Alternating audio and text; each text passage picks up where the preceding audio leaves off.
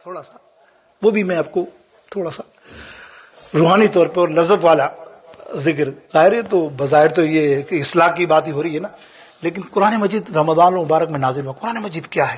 اللہ کا کلام۔ کیسا کلام ہے؟ کافروں نے جھٹلایا، نبی علیہ السلام نے جب کافروں کے سامنے بیان کیا انہوں نے جھٹلایا، انہوں نے کہا نعوذ باللہ یہ تو کوئی بھی شاعری نہیں ہے، یہ تو شاعری ہے، اس سے بڑے بڑے شاعر ہمارے پاس پڑے۔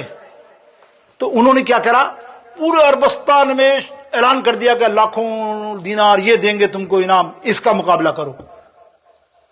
جو محمد صلی اللہ علیہ وسلم لے کے آیا یہ بات اشعار، ان کا مقابلہ کرنے کے تیار ہو جاؤ۔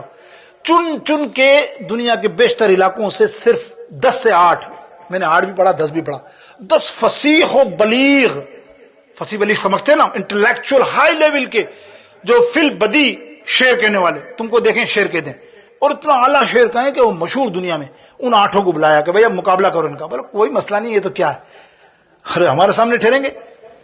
اب اللہ رب العالمین نے اپنے حبیب علیہ السلام کو رات کو ارشاد فرمایا، محبوب یہ میری ایک آیت کا مقابلہ نہیں کر سکتے، چھوڑ، تو ایسا کر قرآن پاک کو تو چھوڑ کے ان کے سامنے پیش کرنا، میری سب سے چھوٹی قرآن پاک کی سورہ ہے سورہ کوثر، الکوثر، اس کو لے اور کعبے کے دروازے پہ لٹکا دے رات کو، بس تو یہ کام کرنا۔ سرکار علیہ السلام نے صحابہ کو حکم دیا، صحابہ نے جا کے لٹکا دی۔ ان 8 کو جو صبح مقابلہ کرنے کے لیے سورما، بڑے بڑے انٹلیکچوئل، انہیں اطلاع ملی کہ تمہارے صبح چیلنج کے لیے مسلمانوں کے نبی نے رکھ دیے تختی، اس پر تم کو جواب دینا۔ تو انہوں نے کہا چلو یار ابھی سے چیک کر لیتے ہیں، اور جواب رات کو ہی لکھنے کا اپنا ٹائم مل گیا تو شکست دینے میں آسانی رہے گی۔ اب وہ 8 کے 8 چپ چاپ جا رہے ہیں رات کے پچھلے پہر، جب سب سو رہے ہیں، جا کے کعبے میں وہ آیات دیکھی تو حیران، ایک کہتا ہے، دوسرا کہتا ہے ایسے، تیسرا کہتا ہے ایسا۔ بولے بھائی یہ انسان کا کلام ہے ہی نہیں، وہ فصیح بلی، اس کا مقابلہ تو دور کی بات، ایسے الفاظ ہم نہیں لا سکتے۔ بچت یہی ہے کہ رات ہے، اندھیرے میں کوئی نہیں دیکھ رہا، چپکے سے یہاں سے نکل جاؤ، ورنہ صبح بڑی ذلت ہوگی، خواری ہوگی۔ چپ چاپ وہاں سے 8 کو سے ایسے بھاگے پھر نظر نہیں آئے۔ یہ ہے دوستوں میرے آقا علیہ السلام کی زبان مبارک سے کلام مجید۔ حضرت ابو ذر غفاری سردار تھے اپنے قبیلے کے، رضی اللہ تعالیٰ عنہ، بہت بڑے۔ انہوں نے سنا کہ نبی علیہ السلام نے تبلیغ یعنی اللہ کی وحدانیت کا اعلان کر دیا اور نبوت کا اعلان کیا، تو انہوں نے کہا یہ ہے کیا نبی، میں دیکھوں تو صحیح نا۔ کچھ تو پہلے بندے بھیجے، اپنے بھائی کو بھی بھیجا، پھر ایک دن خود آ گئے۔ ایک دن اتفاق سے جب آئے تو سرکار علیہ السلام نماز ادا کر رہے تھے کمرے کے باہر۔ یہ کمرے کے اندر جا کر جیسے ہی گھسے تو انہیں قرآن کی تلاوت سنائی دی نبی علیہ السلام کی زبان مبارک سے۔ ہل گئے، اللہ کو ہدایت دینی تھی، ایسے ہلے گرے زمین پر سیدھے حضور کے قدموں میں، میں مسلمان ہونے آ رہا ہوں۔ اور تم ایسا کلام پڑھ رہے ہو جس کا کلام ایسا ہے تو اللہ اکبر، وہ رب کیسا ہوگا، وہ مسلمان ہو گئے۔ ایسے ہی حضرت جبیر بن مطعم رضی اللہ تعالی عنہ، تاریخ کہتی ہے آپ انٹلیکچوئل، علم کے جاننے والے، یہ ابو جہل پارٹیوں نے ہائر کیا، کافروں نے ان کو، کہ تم مقابلہ کرو ان کا، یہ جا کے۔ بولے کیا پڑھتا ہے؟ بولے جا کے مقابلہ کرو، پڑھنا کیا وہ، کہ تم تو جواب دے دو گے، تم تو قابل ہو۔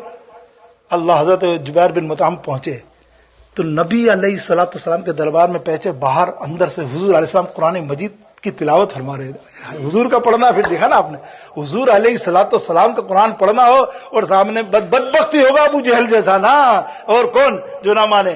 آپ نے قرآن پاک پڑھی اور ایک آیت پر پہنچے، وہ سن رہا ہے، ظاہر پڑھا لکھا بندہ ہوتا ہے تو ایک چیز سے امپریس ہوتا ہے، پڑھتا سنتا رہا، دل میں اترتے رہی، اللہ کو ہدایت دینی تھی نا انہیں۔ بہت جلیل القدر صحابی ہیں یہ حضرت جبیر بن مطعم رضی اللہ تعالیٰ عنہ، علم والے۔ تو وہ اترتا گیا، ایک آیات پر پہنچے نا نبی علیہ السلام، ان عذابک لشدید، ان ربی عذابک شدید، اللہ کا عذاب بہت شدید ہے۔ آپ نے محسوس کیا کہ اللہ کا عذاب مجھ پر ہی آ رہا ہے یہ شدید، رو کے سیدھے حضور کے قدم مبارک میں آئے، کچھ اور کام کرنے دے، آ کے کہتے ہیں اے میں محمد بن عبداللہ، مجھے کلمہ پڑھا دے، میں تیرے دین پر آ گیا، میں قبول کرتا ہوں اسلام سچا دین ہے، یہ قرآن سچا ہے۔ میرے دوستو بزرگوں، دیکھا آپ نے کیا فرمایا اعلیٰ حضرت نے، اللہ اکبر، کہ تیرے آگے یوں ہیں لجے دبے فصحا رب کے بڑے بڑے، تیرے آگے یوں ہیں دبے لچے فصحا رب کے بڑے بڑے، کوئی جانے منہ میں زبان نہیں. قرآن کو سنا تو ختم، نہ زبان رہی نہ کچھ. کوئی جانے منہ میں زبان نہیں بلکہ جسم میں جان نہیں. صلو علیہ والہ صلو علیہ. چلیے ایک بات اور بھی بیان کر دیتا ہوں. قرآن اور رمضان کی بات ہو رہی نا، ہے تو ذکر وہی نا رمضان مبارک میں قرآن پڑھنا کی اہمیت. سنو، حضرت عبداللہ بن مسعود تعارف میں کرا چکا، ایک مرتبہ پھر ہلکا سا تعارف کرا دوں اور بہت بڑا تعارف کرا دوں. پچھلی دفعہ میں نے کہا تھا نا چار یا پانچ لوگ ایسے ہیں، تو میں ایک ایسا نہیں ہے کہ میرے کو پانچ پہ آپ مخصوص کر لو. نبی علیہ السلام نے جگہ جگہ بہت سی چیزیں بھی فرمائی. میں نے کہا ابوبکر صدیق اللہ نے سلام پیش کیا ہے کہ نہیں، مولا علی کے بارے میں فرمایا، قرآن پاک میں فرمایا. تو ایسے بہت ساری چیزیں ہوتی ہیں. تو حضرت عبداللہ بن مسعود رضی اللہ تعالیٰ عنہ، ایک روایت بیان کر رہا ہوں صحیح کی حدیث میں سے، اور کیا حدیث ہے سنیے غور سے، دل خوش ہو جائے گا. حضرت عبداللہ بن مسعود کون ہے؟ میرے آقا علیہ الصلوۃ والسلام فرماتے ہیں جب میرا ابن مسعود، سننا توجہ سے، جب میرا ابن مسعود سجدے میں نماز میں جاتا ہے اللہ کو اس کا سجدہ بے انتہا پسند ہے. اللہ جس کے سجدے کو پسند کرے ان کا نام ہے عبداللہ بن مسعود رضی اللہ تعالیٰ عنہ. اور کس پائے کا صحابی ہیں کہ نبی علیہ السلام کی حیات پاک میں شروع سے لے کے آخر تک اگلی صف میں ہی آپ کے پیچھے نماز ادا کی ہے. ہر سنت کو جاننے والے امام بخاری انہی کی زیادہ حدیثیں لائے ہیں. آج جتنے معاملے رفع یدین کے چل رہے ہیں آپ سمجھنے بات، بھلے وہ بات نہیں ہے کسی کا ہمارا کچھ نہیں، لیکن ان کے بیان کردہ کے تحت نبی علیہ السلام نے رفع یدین نہیں کیا، آخر کے اندر آخری چند سالوں میں نہیں کیا. یہ انہی کا بیان ہے، اور بخاری بھی لائے اور دوسرے امام بھی لائے. اور اسی لیے امام ابو حنیفہ اسی تقلید پر ہم الحمدللہ قائم ہیں. تو آپ فرماتے ہیں سرکار علیہ الصلوۃ والسلام نے فرمایا، توجہ، سرکار علیہ السلام نے فرمایا اللہ رب العالمین کو دو مخفی میری امت سے عمل سے بڑی محبت ہے. مخفی عمل، خفیہ عمل. سمجھ رہے ہیں نا؟ خفیہ عمل. کون سا خفیہ عمل؟ اللہ کے حبیب علیہ السلام نے فرمایا دو خفیہ عمل ایسے ہیں میرے امت کے کہ اللہ رب العالمین کو بے انتہا پسند ہیں. صحابہ نے کہا یا رسول اللہ صلی اللہ تعالی علیہ وسلم کون سے؟ میرے آقا علیہ السلام فرماتے ہیں سنو، ایک میرے مومن بندے کا الصوم لی، روزہ رکھنا. آئے مخفی ہے نا بھائی؟ نہیں مخفی نہیں ہے. کوئی ہے بتانے والا کہ مخفی نہیں ہے روزہ؟ 110%، 120%، 2000% مخفی ہے. تم کمرے میں جاؤ، ابھی چلے جاؤ باتھ روم میں کلی کرنے، پانی پی کے آ جاؤ، روزہ ہے تو مخفی ہے؟ مخفی ہے نہیں نا. تمہارے اور اللہ کے درمیان مخفی نہیں ہے، بندوں کے درمیان تو مخفی ہے. کون پوچھے گا تم نے کیا کرنا ہے؟ تو مخفی سے مراد یہ کہ اللہ جانتا ہے یہ مخفی عبادت اس نے میرے لیے کی ہے، صوم لی، اسی لیے فرمایا کہ اس کا اجر میں دوں گا. رمضان کے روزوں کا اجر کیا فرمانا اللہ بلا؟ میں دوں گا، اللہ دے گا. سب اجر نماز کے مل گئے، روزے کے مل گئے، زکوٰۃ کے مل گئے. جب روزے کی بات آئی نہیں میں دوں گا، یہ نبی علیہ السلام فرما رہے. دوسرا خفی ذکر، محدثین مفسرین لکھتے ہیں کہ قرآن مجید بھی ظاہر اللہ کے ذکر میں آتا ہے.